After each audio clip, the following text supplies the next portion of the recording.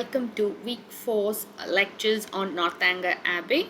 In today's session, we're going to talk about the notion of Gothic reading and mentor figures. Northanger Abbey anticipates a reader intimate not only with the conventions of Gothic and sentimental novels, but also the fashionable periodical press, which took pains to make productive associations between novel reading and women's intellectual advancement as it began to flourish in the first decade of the 19th century.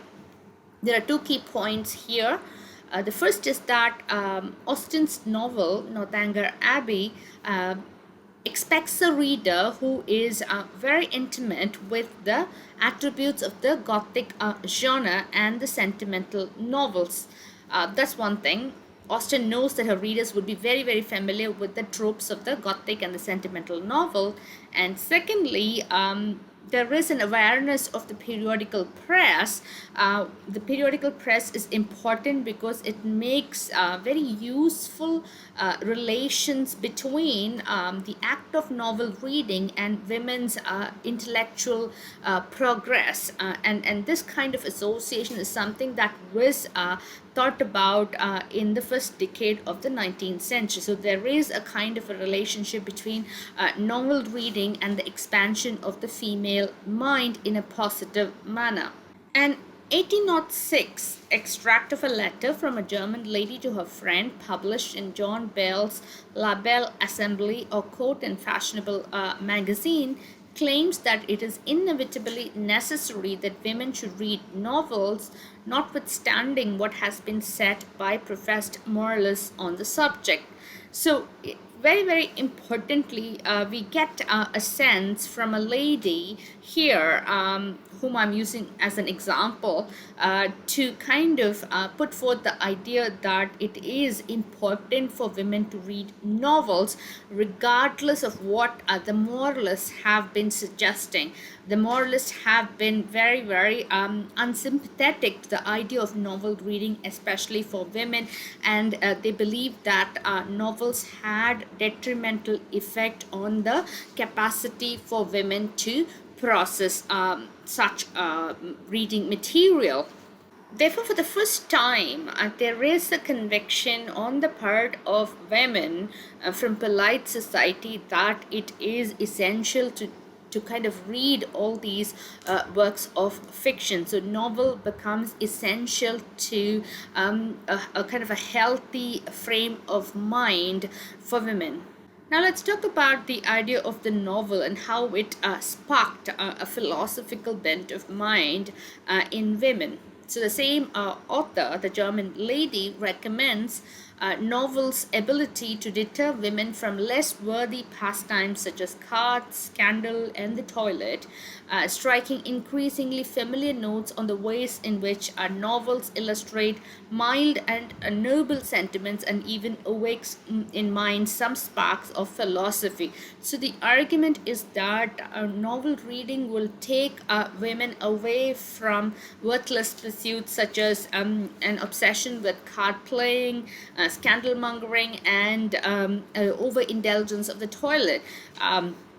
And it was also believed that novels would put before the minds of women, an aspiration to mild and noble sentiments, and it will also prompt and provoke, a philosophical attitude towards life in general. So you can see the usefulness of novel reading for women in the early 19th century, and how there was an awareness that novels would be beneficial for the mind of women. So this this idea that we see expressed on the part of this German lady is something very important, because it goes against the professed moralists who have hitherto been not advocating novel reading for genteel women. Perhaps most significantly, the letter emphasizes how novels give an elevated zest to the imagination, thus encouraging the sort of absorbed imaginative reading that had hitherto been characterized as so damaging to women. So what we understand from this kind of attitude that we saw on that letter written by the German lady is that for the first time, imagination is appreciated because novel reading would inevitably mean, prompting the imaginative capacities of women. And if novel reading is encouraged, then indirectly there is this advice that yes, imaginative reading is something that is welcome for women. So there is a turnaround to this relationship that between novels and the idea of women reading them. So previously it was condemned because the imagination that was provoked by reading these novels were detrimental to women. But now that same imagination is considered as being useful because it would kind of increase noble sentiments in women's minds. It would kind of make them more philosophical and more sophisticated. So you can see how views are changing at the turn of the century. Now let's talk about Catherine Morland's reading. Catherine Morland is often cited as a too susceptible reader of Gothic fictions whose lackluster reading abilities must be reformed by the mature reader Henry Tilney. So in Northanger Abbey, there is this impression that we derive about Catherine Morland. That is, Catherine Morland is not a great reader. She is too susceptible. She is too impressionable. She takes for granted. She believes in the material that she reads, and therefore her reading is considered to be lackluster, not something that is worthy of admiration. And so, since we have this bad reader, then we need a mature reader, the perfect reader, and that reader is Henry Tilney, who must come into the picture to correct the mistakes of this young heroine. While Henry Tilney represents an idealized reader, one familiar with a wide range of texts and genres and possessed of a superior ability to synthesize this acquired knowledge. We must also recall that he finished Anne Radcliffe's The Mysteries of Udolpho in 2 days, and he says, my hair standing on end the whole time, indicating his absorption in the text. So Henry Tilney is an idealized reader because he is able to make a distinction between what is reality and what is fiction.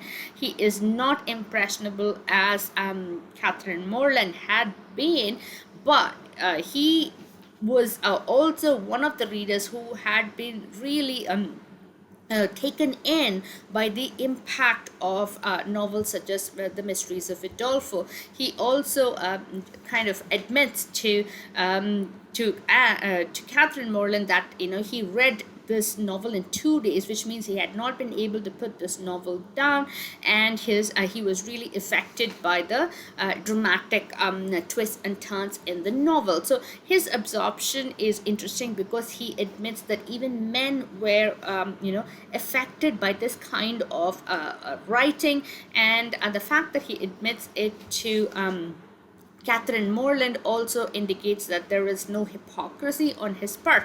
So that's one thing. So we understand that even though he's an idealized reader, he is also affected by the nature of this genre. While Catherine Morland is not an idealized reader, she doesn't read the novel properly because she is kind of applying what she has read to the world around her, and therefore she is not able to make a distinction between truth and fiction. Certainly, Henry read quickly, but his immersion in that novel and the knowledge he boasts of hundreds and hundreds of others inform his ability to recognize and enjoy Gothic tropes. His playful authoring of a Gothic tale for Catherine during the carriage ride to Northanger has been interpreted as pedantic toying or an indicator of his inability to recognize Catherine's susceptibility. So there are several things going on in this point that had been raised by Wyatt. Firstly, Henry Tilney is widely read. He boasts of hundreds and hundreds of Gothic fiction that he had read, and he is able to recognize and enjoy Gothic tropes for what they are. He is not able to kind of apply what he has read onto real life. That's one thing which is on the surface of this particular comment. So when he also authors, he comes up with a Gothic narrative for the benefit of Catherine during the ride to Northanger, his father's house. So that narrative that he creates is interpreted as a kind of a toying. He's playing with Catherine Morland, and he is kind of enjoying the fact that he is able to kind of excite her as well as scare her. The other thing that's also hidden in this comment is that he is unable to recognize Catherine's susceptibility, the fact that she is impressionable. But the subtext that I want to bring up here is that while Henry Tilney is making up a Gothic narrative in order to have some kind of communication with Catherine Morland. It's a kind of a very strange courtship that he is having with her by kind of conjuring this Gothic narrative. Catherine Morland is doing something similar.